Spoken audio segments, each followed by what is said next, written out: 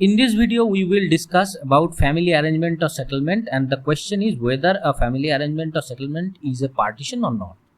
तो क्या family arrangement और सेटलमेंट के पार्टीशन बोला जाबे कि जाबे ना? समझ रहे हैं ना? बंगाली जो फ्रेंड्स हैं मेरे, आप कमेंट्स कीजिएगा, और ये मेरा रिक्वेस्ट है, आप कमेंट्स कीजिएगा। हम चाहेंगे तो पूरा वीडियो बांग्लाয় বানাবো, पूरा वीडियो बांग्लाয় বানাবো, and I love to speak in Bengali. तो क्या होता है कि it is an agreement between the members of the same family intended to be generally and reasonably for the benefit of the family, either by compromising or doubtful or disputed rights, or preserving family property or peace and security of the family by avoiding litigation, or by giving or by saving rights।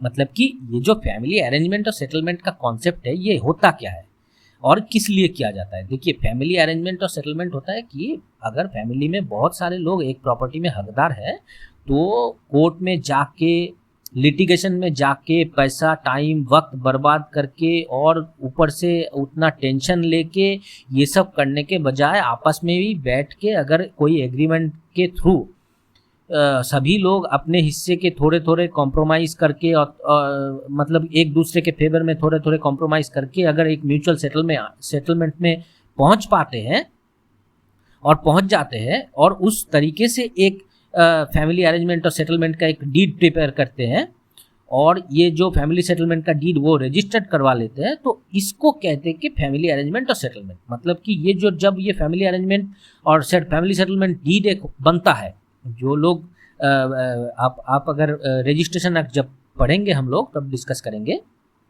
तो ये एक deed बनता है जिसमें कहा जाता है कि ये 5 मेंबर है और ये एक प्रॉपर्टी है, ये साउथ वाला साइड ये लेगा, ए लेगा, और नॉर्थ वाला साइड डी को मिलेगा, और ये जो बड़ा जो रास्ता है इस वाला साइड ये सबसे छोटे भाई को मिलेगा, क्योंकि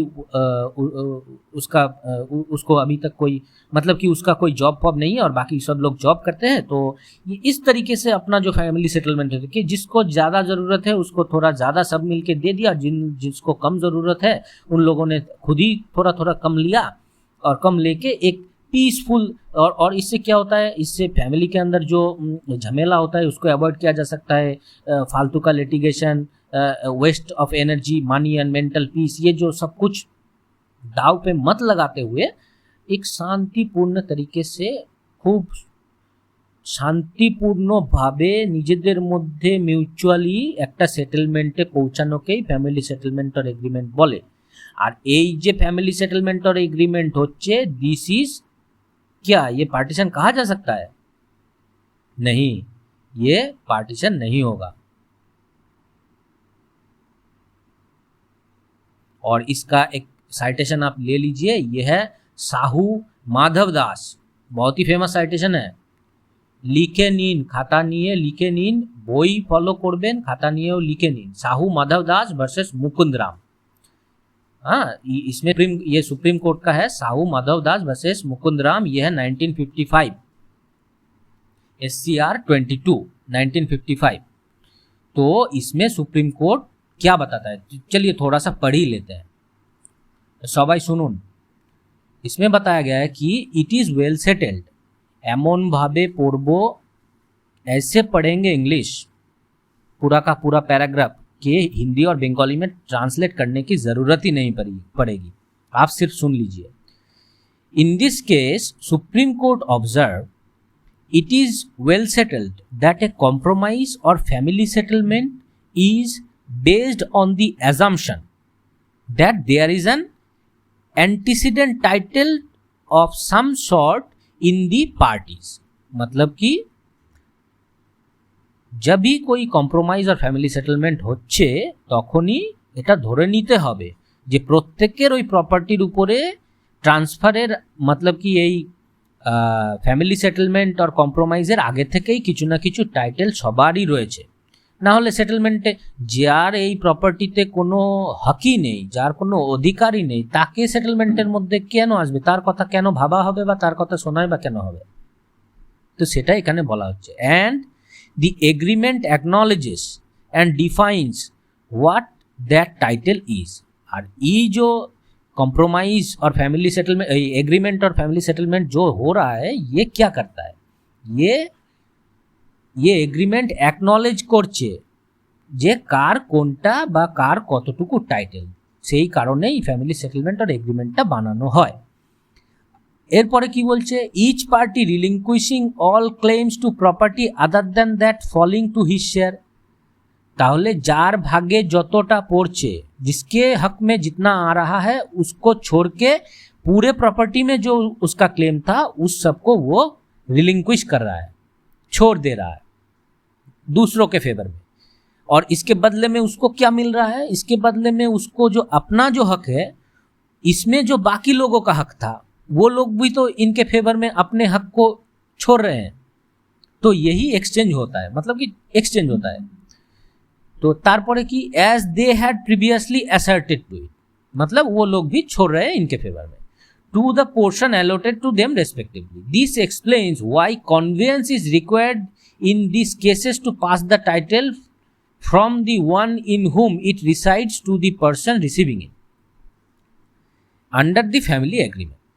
तो इसीलिए अगर जब फैमिली सेटलमेंट होता है, तो अगर एक फैमिली सेटलमेंट में देखिए प्रैक्टिकल सिनेरियो, हम सिविल प्रैक्टिशनर हैं, हम आपको प्रैक्टिकल सिनेरियो बता सकते हैं कि 5 भाई के अंदर अगर फैमिली सेटलमेंट हो रहा है तो अगर एक ही डीड बनाना है तो एक ही डीड में क्या हो सकता है, एक ही डीड में